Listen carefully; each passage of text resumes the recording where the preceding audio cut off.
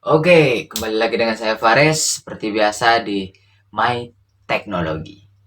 Nah, untuk sahabat-sahabat semua yang saat ini sedang ingin melakukan sebuah investasi, yang kali ini sedang bingung bagaimana cara melakukan investasi, yang kerap kali banyak sekali penipuan karena investasi di jangka saat ini atau momen saat ini adalah momen-momen penting atau momen-momen yang memang sedang harus kita bisa geluti dengan judul antisipasi investasi pasar berjangka komoditi.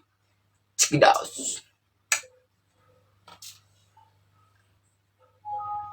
Oke, sahabat-sahabat semua, sebelum kita beranjak lebih jauh untuk pembahasan yang lebih dalam, untuk mengelupas terkait metode-metode atau bagaimana langkah dan cara berpikir kita, atau merubah paradigma kita, atau bagaimana meneliti dengan detail, dengan seksama, dengan benar, dan juga aman untuk kita dalam melakukan investasi. Jadi kita buka atau kupas sederhananya dulu. Sebelumnya kita harus tahu dulu apakah pasar berjangka itu. Dalam beberapa yang sudah saya baca atau beberapa referensi yang saya kumpulkan, itu saya golongkan menjadi sebuah pasar atau tempat di mana pasar ini memiliki transaksi jual beli yang barangnya akan datang pada waktu tertentu atau waktu yang akan datang. Maksudnya seperti apa? Sama seperti kita melakukan marketplace. Jual beli di Shopee, jual beli di Lazada, jual beli di apa? Di marketplace lainnya, kalian bisa lakukan. Nah, sama hal seperti itu. Pasar pialang atau pasar-pasar berjangka komoditi ini juga bisa memiliki sebuah produk-produk yang sama dengan kategori yang sama seperti apa marketplace. Kok bisa sama, Kak? Saat kita datang ke toko, kita tahu barang ini seperti ini. Contoh misal, barang contoh misal seperti saat kita ke toko, kita bisa melihat sebuah sepatu. Sepatu ini kita pegang, barangnya tipis, ya kan? Bahannya seperti ini, sepertinya tidak cocok dengan harga seperti ini. Atau bahkan harusnya melebihi dengan harga yang saat ini. Nah, tapi namun saat kalian bertransaksi di Lazada atau di Shopee dan sebagainya, kita hanya melihat gambar dan juga gambaran dari produknya. Kita hanya melihat sebuah gambar sepatu dan juga gambaran dari sepatu itu. Ini kriteria sepatunya seperti ini, seperti ini, seperti ini. Kadang kita dapat marketplace atau customer atau penjual yang tidak amanah. Nah, sama seperti investasi yang akan kita lakukan di pasar berjangka komoditi atau pasar-pasar pialang lainnya, kita harus benar-benar meneliti terlebih dahulu. Kita harus tahu karena kita hanya melihat sebuah gambaran kita produk mereka itu apa, mereka menjual apa dan sebagai hal saja.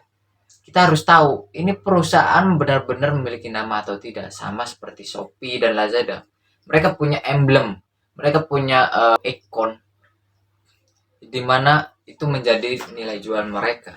Dan untuk itu, saya membuka dengan dasar terlebih dahulu terkait apakah pasar berjangka komoditi itu. Jadi itu adalah hanya gambaran kecil, gambaran terkait investasi yang akan kita ikutin atau investasi berjangka komoditi nantinya yang akan kita lakukan dan kita agar kita tahu investasi yang kita lakukan itu investasi seperti apa. Investasi karena memang banyak investasi yang serupa, banyak investasi yang bisa kita lakukan. Contoh misal ada investasi perbank, ada investasi non perbank, ada investasi berjangka, maka ada investasi non berjangka dan sebagainya. Nah, saat kita sudah tahu apakah pasar berjangka itu, kita lanjut ke materi berikutnya. Warning. Kita kerap kali melihat banyak penipuan. Seperti daya tarik masyarakat yang tinggi membuat banyak investasi-investasi bodong yang semakin banyak bermunculan. Waspadai penipuan. Ya, warning ini saya buat maksudnya untuk apa? Kak, berarti kita nggak boleh ikut investasi-investasi seperti itu. Tidak, kalian boleh, bahkan perlu kalau menurut saya. Kenapa? Di tengah pandemi saat ini, untuk meningkatkan perekonomian kita itu sedang sulit-sulitnya. Sehingga dengan adanya investasi-investasi seperti ini atau usaha-usaha online atau usaha-usaha yang bisa kita lakukan dengan cara yang tidak langsung, itu adalah sebuah usaha yang bisa kita terapkan di masa saat ini. Kita sedang mengalami masa perkembangan teknologi, ditambah kita sedang mengenai zaman di mana zaman itu zaman yang tertutup. Kita terkena zaman corona, di mana kita tidak bisa berkerumun, di mana kita harus diam di rumah, di mana kita memiliki batasan atau pengurangan dari aktivitas seperti biasa kita lakukan sebelumnya. Dan salah satu manfaat dari investasi ini, kalian bisa melakukannya di rumah, dan juga kalian bisa lakukan hal. Nah, banyak peluang-peluang yang memang bisa dimanfaatkan oleh banyak orang. Contoh misal seperti yang saat ini ingin kalian lakukan, investasi pialang, investasi pasar berjangka komoditi. Ini adalah sebuah peluang yang memang usaha besar yang memiliki jangka pendek dengan penghasilan yang luas atau besar. Nah, itu semua bisa menjadi daya tarik, sebuah ekor yang membuat orang itu merasa ingin untuk ikutan. Namun karena banyak orang-orang yang tidak bertanggung jawab, banyak orang-orang yang ingin syirik karena mereka tidak punya hal yang sama, sehingga mereka melakukan dengan cara yang berbeda. Mereka menipu orang-orang itu dengan membuat wadah-wadah yang sama, lalu rampung urusannya. Kemajuan zaman saat ini bukannya untuk peningkatan tingkat perekonomian atau kesejahteraan dari setiap masyarakat Indonesia saat ini, tapi justru semakin memperterun atau merendahkan tingkat perekonomian kita atau kesejahteraan kita. Kenapa bisa? Apakah ini salah pemerintah? Apakah ini salah zaman? Kalian pikir sendiri. Kita bahas di sini. Kemajuan teknologi membuat perekonomian rakyat semakin menurun. Benar nggak ya? Memperbanyak kejahatan bukan keamanan. Benar nggak ya? Menurunkan nalar berpikir bukan meningkatkan nalar berpikir. Apa ya sih? Mempersulit bukan mempermudah. Wow. Why? Apa yang sebenarnya terjadi? Kenapa? Jadi gini, kemajuan teknologi biasanya menjadi suatu catatan atau tolak ukur dari suatu negara itu. Karena negara yang maju adalah negara yang memang teknologinya sudah berkembang. Amerika dan negara-negara besar lainnya. Nah, Indonesia memiliki kemajuan teknologi sama seperti negara-negara lain. Tapi terkadang karena kita salah penggunaan, karena kita salah penerapan, karena kita bisa menjadi sehingga kita hanya akan terus terpuruk, bukan menaik. Maksudnya seperti apa? Contoh sederhana saja. Kita punya handphone. Itu adalah suatu kemajuan teknologi. Namun, penggunaan handphone itu yang hanya kita gunakan adalah untuk mengurangi. Kita harus membeli pulsa, membeli paket dan sebagainya hanya untuk hal-hal yang tidak penting. Hanya untuk hal-hal yang tidak berguna. Hanya untuk hal-hal yang tidak memiliki manfaat, apalagi memiliki nilai yang nantinya menjadi hasil untuk kalian sendiri. Bener nggak? Benar untuk bagian orang-orang yang terlalu tolol dalam memanfaatkan teknologi. Untuk itu ada My Teknologi. Untuk apa? Agar seluruh masyarakat bisa berpikir memanfaatkan teknologi di masa zaman saat ini, apalagi di masa pandemi saat ini, sebagai tolak ukur kemajuan mereka, untuk tolak ukur dan batu loncatan agar mereka bisa meloncat tinggi, agar mereka bisa meloncat, agar mereka bisa tahu, pintar dan sebagainya dengan kemajuan teknologi. Kita semakin miskin karena kita salah menggunakan kebermanfaatan teknologi itu. Kita justru mengeluarkan banyak, tapi tidak ada yang mudaratnya ke kita. Bahkan tidak ada yang kembali. Kerap kali kita hanya untuk share, lihat-lihat di Facebook, status-status, ngeliatin komenan mantan yang gak jelas. Nah, itu hanya membuang-buang waktu, membuang-buang tenaga, dan membuang uang kalian. Karena data atau pulsa yang kalian gunakan itu menggunakan dana pribadi kalian atau itu uang kalian. Sehingga saat kalian tidak memanfaatkan itu dengan benar, maka barang atau teknologi kemajuan itu hanya akan merugikan kalian. Dalam segi keamanan memang banyak yang berkata bahwa karena kemajuan teknologi keamanan semakin menurun. Contohnya apa? Contohnya dalam keamanan saat ini justru banyak yang membuat hacker-hacker semakin bermunculan. Namun itu kan karena oknum. Jika kita memanfaatkannya, keamanan ini justru bisa menjadi lebih kuat.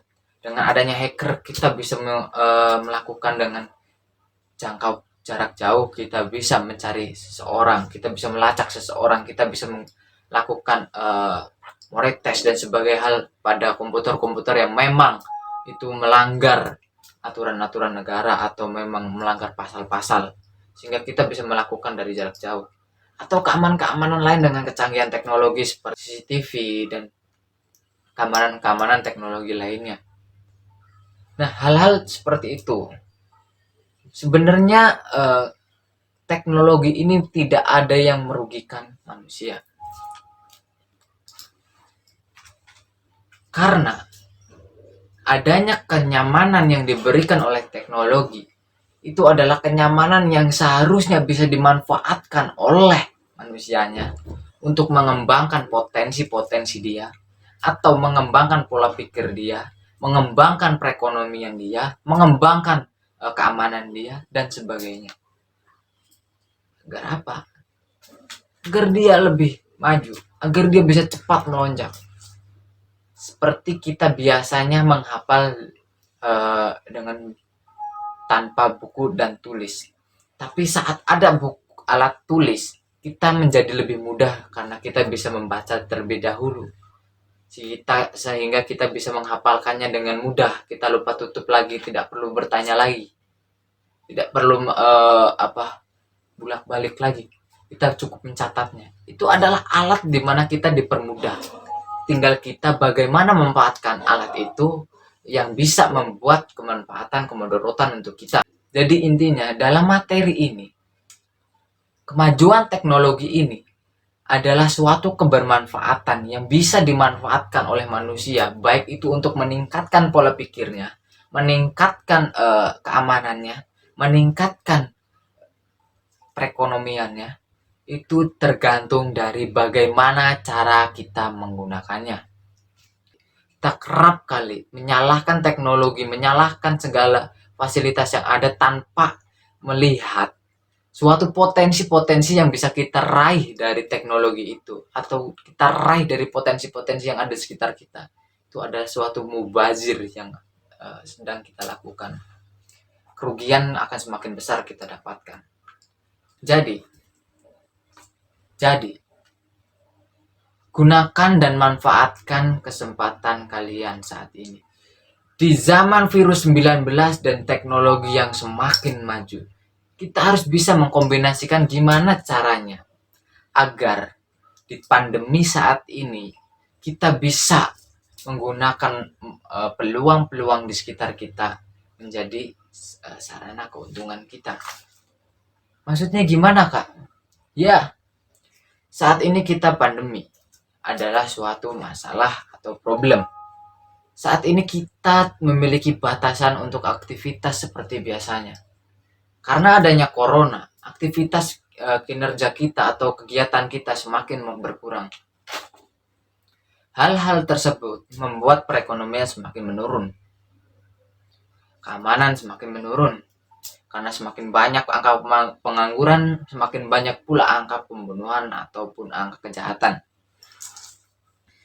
Lalu bagaimana sih Kak agar kita bisa memanfaatkan kecanggihan teknologi untuk kita meraih suatu keberhasilan? Oke. Karena kali ini kita hanya akan membahas terkait investasi pasar berjangka komoditi. Artinya, kali ini kita akan mengkerucut ke sana. Bagaimana cara kita agar melakukan investasi pasar berjangka komoditi dengan aman dan benar? Oke. Di sini saya menggunakan contoh yaitu PT Kontak Perkasa. Jadi misal My Teknologi ini akan melakukan sebuah kerjasama atau investasi dengan PT Kontak Perkasa. Karena saya pernah mendengar katanya PT Kontak Perkasa itu memiliki banyak keuntungan dan keunggulan untuk konsumennya. Dan mereka selalu mengutamakan keberhasilan untuk para nasabahnya. Karena saat nasabahnya maju, maka perusahaannya akan terangkat. Oke. Nah, untuk itu saya ingin membuka di sini terkait Kontak Perkasa. Untuk kita mengetahui investasi kita itu berada di investasi yang benar atau tidak, maka kita harus tahu terlebih dahulu. Satu, apakah PT Kontak Perkasa itu di kemajuan teknologi saat ini, seperti yang saya katakan sebelumnya, manfaatkan kemajuan teknologi saat ini. Kita bisa mengakses segala keilmuan ataupun pengetahuan yang ingin kita ketahui melalui kemajuan teknologi. Kalian bisa cek Google terkait apa yang ingin kalian ketahui. Membuka ya guys. PT Kontak Perkasa Futures. Nah, PT Kontak Perkasa di sini sudah dijelaskan. PT Kontak Perkasa Futures perusahaan pialang berjangka terpercaya yang berdiri sejak tahun 2000 dengan dukungan 7 kantor operasional yang terbesar di Jakarta, Bandung, Surabaya, Yogyakarta, Balikpapan, Makassar, dan Bali. Jadi jika ada PT-PT Kontak Perkasa lain atau yang mengatakan saya ini cabang Kontak Perkasa di luar, ya, saya cabang Kontak Perkasa di bagian Bali, yang tidak tercatat di sinilah, itu berarti kalian mempertanyakan atau patut untuk berpikir kembali untuk investasi kalian. Namun jika ada, maka itu sudah menjadi salah satu poin. Oke, ini masih soal nama terlebih dahulu ya guys. Oke, ini terkait Kontak Perkasa. Anggota dari PT Bursa Berjangka Jakarta, PT Clean Berjangka Persero Indonesia, atau biasanya kita kenal itu PT KBI. Terus PT Kontak Perkasa Futures merupakan pialang berjangka resmi yang terdaftar dan diawasi oleh Badan Pengawas Perdagangan Berjangka Komoditi BAPPTI.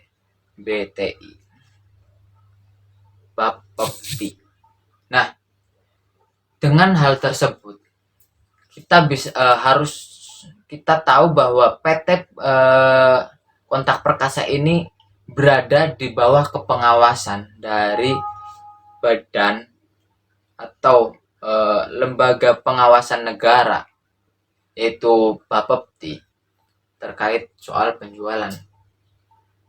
berarti PT ini memang sudah berada di bawah pengawasannya, sehingga kita insya Allah aman, uang kita aman, uang kita, PT kita aman nih. Kita bekerja sama dengan orang yang kita kalau mau melaporkan itu tidak usah bingung, karena dia sudah punya legalitas.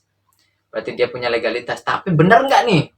Jangan-jangan PT ini hanya menulis, karena ini websitenya, ini website dari si PT Perkasa ini sendiri. Jadi PT Kontak Perkasa Pusat ini sendiri dia hanya sendiri yang menulis terkait dia itu berada legalitasnya di bawah naon BAP dia. Jadi web ini mungkin bisa dibuat sendiri dengan tulisan bahwa dia ada di bawah naungan Bapepti. Nah, bagaimana kita membuktikan bahwa kita bekerja sama dengan perusahaan yang benar-benar sudah masuk Bapepti atau keamanan negara kita sesuai dengan standar negara kita? Gimana caranya? Sama seperti hal yang sama. Kemajuan teknologi pemerintah sudah memberikan fasilitas dengan mudah. Apa itu? Kalian tinggal klik di sini, guys. Ya Allah. Bapepti go to ID. Ini aja.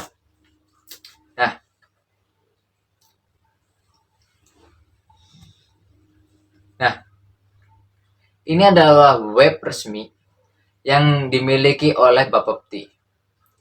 Di sini kita bisa mengakses perusahaan atau PT yang sedang akan kita lakukan investasi ini benar-benar berada di bawah keamanan pemerintah kita atau tidak, benar-benar diawasi oleh pemerintah kita atau tidak, dan benar-benar memiliki legalitas negara kita atau tidak. Jika benar, berarti itu poin tambahannya. Kita cek. Ya udah, langsung aja guys. Kalian bisa klik pelaku pasar di web resmi Bapepti ini. Kalian klik pelaku pasar lalu pialang berjangka. Setelah kalian klik pialang berjangka, kalau emang usaha kalian yang ingin kalian investasikan adalah pialang berjangka, karena tadi kan di sini kita sudah disebutkan adalah pialang berjangka. Nah, jika memang perusahaan atau PT kalian memiliki kategori yaitu pialang berjangka, maka saat dia bilang dia berada di Bapepti di pialang berjangka, kan klik pelaku pasar, buka pialang berjangka. Di situ akan muncul berbagai PT yang memang berada di bawah naungan Bapepti. Nah, untuk itu bagaimana sih kita bisa melihat benar atau enggak? Ya tinggal kita klik di sini, ada kolom pencarian aja. Kita klik Kontak Perkasa.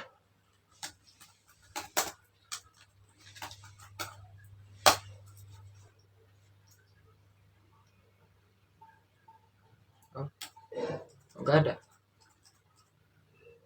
Oh, ini ada nih guys. Perkasa. Oh, enggak pakai spasi. Nah, PT Kontak Perkasa. Di sini kita sudah bisa lihat. Berarti yang disebutkan di poin kedua, web resmi dari Kontak Perkasa ini juga benar. Karena apa?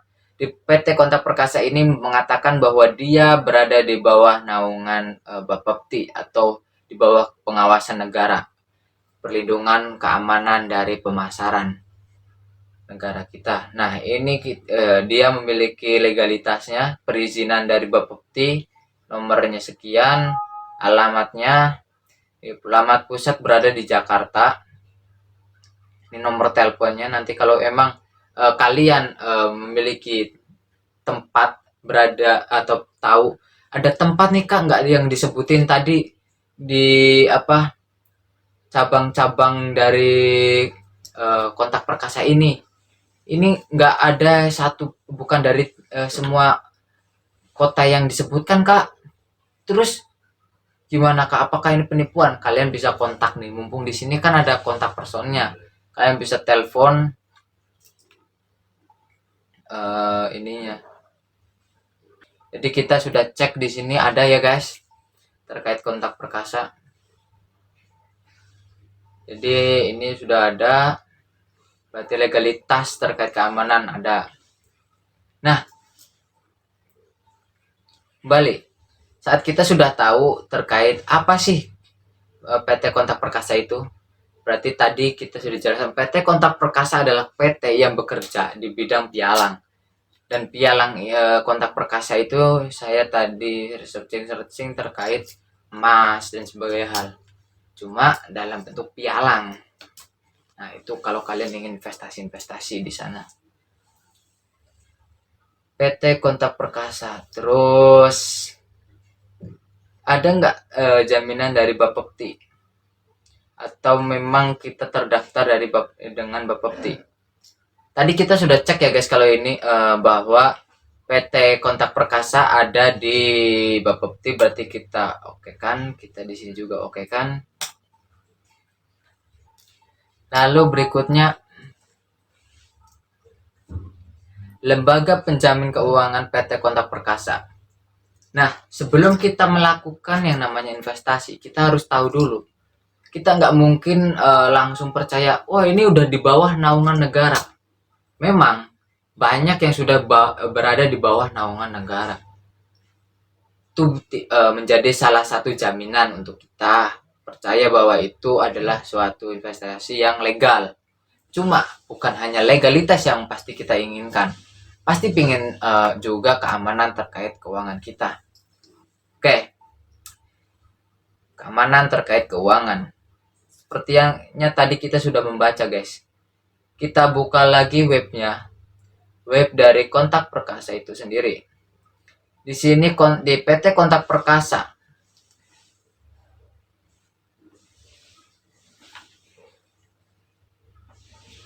Nah, yang ini guys. Ini adalah PT Berjangka Jakarta atau PT Clearing Berjangka Indonesia. Apa sih PT ini? Kayak gitu kita buka. Nah, PT KBI. Katanya dia sebagai anggota PT KBI. Kita nanti cari tahu terkait kemitraannya, tapi kita tahu dulu. PT KBI itu apa? Jadi gini, PT KBI ini adalah PT clearing di mana saat kalian melakukan transaksi, apakah jaminan uang kalian itu aman atau tidak? Nah, bagaimana kalian mencari tahu? Salah satunya, kalau dia mengatakan dia bekerja sama dengan PT clearing. PT ini adalah PT yang memang sudah memiliki nama dan juga sudah memiliki tenar. Dia bekerja sama dengan perbankan yang banyak. Nah, jika dia mengatakan dia anggota dari PT ini, artinya dia bekerja sama dengan berbagai bank yang nantinya saat kita bertransaksi atau memiliki kontrak, kita tidak memberikan atau mentransfer uang kita itu langsung ke PT kita atau langsung ke manajer-manajernya, melainkan kita transfer itu ke bank atau ke pusat-pusatnya. Hingga apa? Ada orang ketiga yang menjadi penjamin uang kita sebelum dia itu melakukan transaksi. Dan kayak PT Clearing ini dia punya perjanjian di mana saat kalian ingin melakukan transaksi untuk pengambilan uang, maka itu harus berada dengan tanda tangan nasabahnya sendiri. Jadi nggak bisa sembarang asal ambil dari perusahaan itu, asal ambil nggak bisa, harus dengan perjanjian atau memang dari kesepakatan si nasabahnya seperti perbankan gitu. Jadi insya Allah kalau memang di sini berarti aman. Nah, tadi berarti kalau sudah aman di legalitasnya, terus ini aman di keuangannya, penjamin keuangannya. Tapi benar nggak nih? Kita sekali lagi, kita nggak bisa asal cuma webnya menulis seperti itu terus kita percaya. Kita cek terlebih dahulu. Ini web resminya kan dari PT KBI, kita cek pialang. Seperti tadi karena PT Kontak Perkasa itu adalah PT pialang, jadi kita buka terkait pialangnya. Tapi kalau yang kalian ikutin adalah PT lain atau usaha lain, maka kalian cari hal yang berkategorinya. Nanti kalian bisa cek di kolom komentar kalau memang kalian bingung, Kak, saya udah usaha ini, saya ngeceknya kemana nih, Kak? Nanti saya bantu, mau itu lewat video atau lewat komen selanjutnya, kan gitu. Kita saling sharing aja. Nah, di sini kita cek kembali kontak.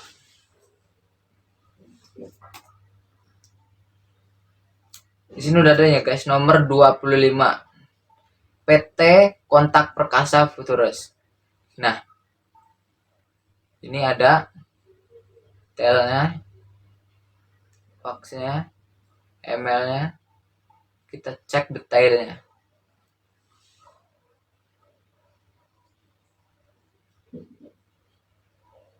Ini daftar rekening terpisahnya. Jadi kalau kalian transfer, jika kalian transfer, kalian diminta untuk transfer ke manajernya, itu artinya kalian patut mempertanyakan apakah itu benar-benar resmi atau tidak dari perusahaan kalian. Tapi jika menggunakan pialang seperti ini atau menggunakan, jika kalian memang perusahaan itu memiliki kemitraan dengan perusahaan-perusahaan yang memang memiliki menjamin keamanan keuangan kalian, maka dia akan mentransfernya dengan akun yang terpisah.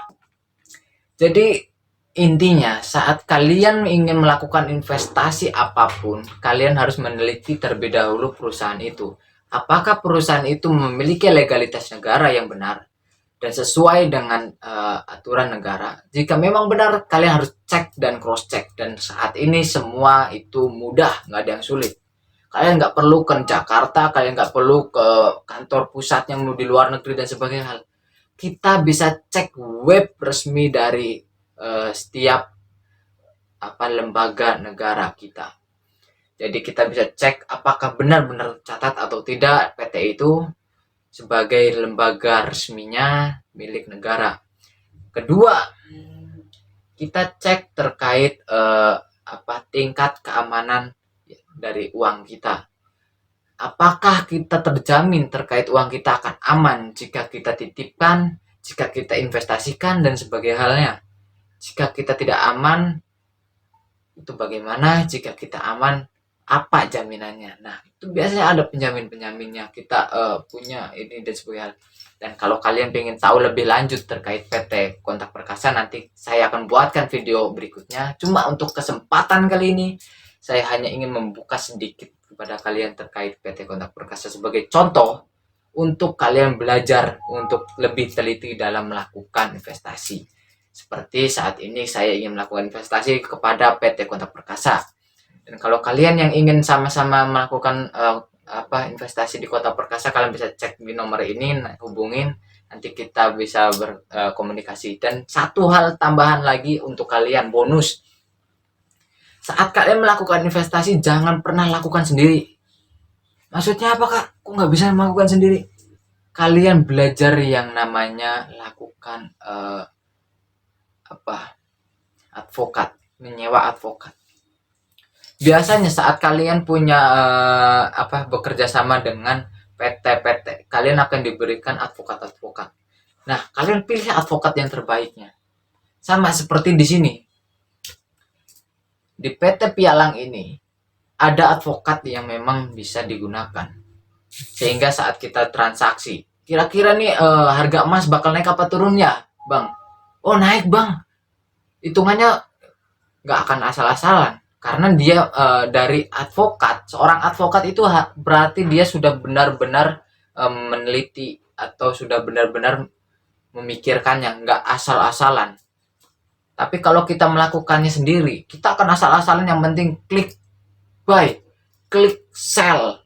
Kita jual beli seperti lotre. Untung ya syukur, nggak untung ya gimana lagi.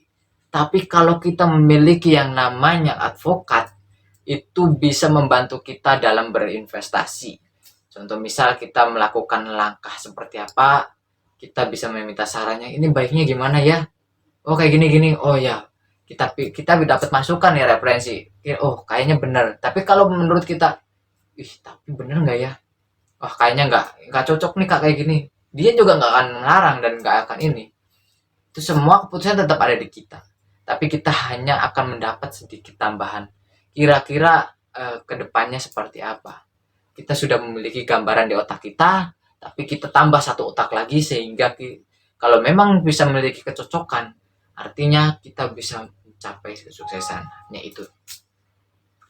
Nah, kali ini kesempatannya hanya sampai di sini dulu. Jadi setelah kalian mengetahui dari bagaimana langkah-langkah untuk kalian bisa melakukan investasi yang aman dan juga tepat, itu seperti apa, maka kalian bisa coba di usaha kalian atau investasi yang ingin kalian lakukan.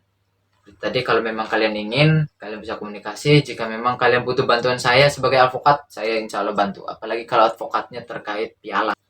Oke, semoga kita bisa mendapat keuntungan, kita bisa belajar lebih banyak lagi terkait kemajuan teknologi dan kebermanfaatan teknologi untuk masa depan kita, sehingga teknologi bukan lagi untuk menurunkan perekonomian, teknologi bukan lagi untuk melemahkan keamanan, teknologi bukan lagi untuk meningkatkan kebodohan, tapi sebagai tolak ukur agar kita lebih maju dengan fasilitas yang lebih baik.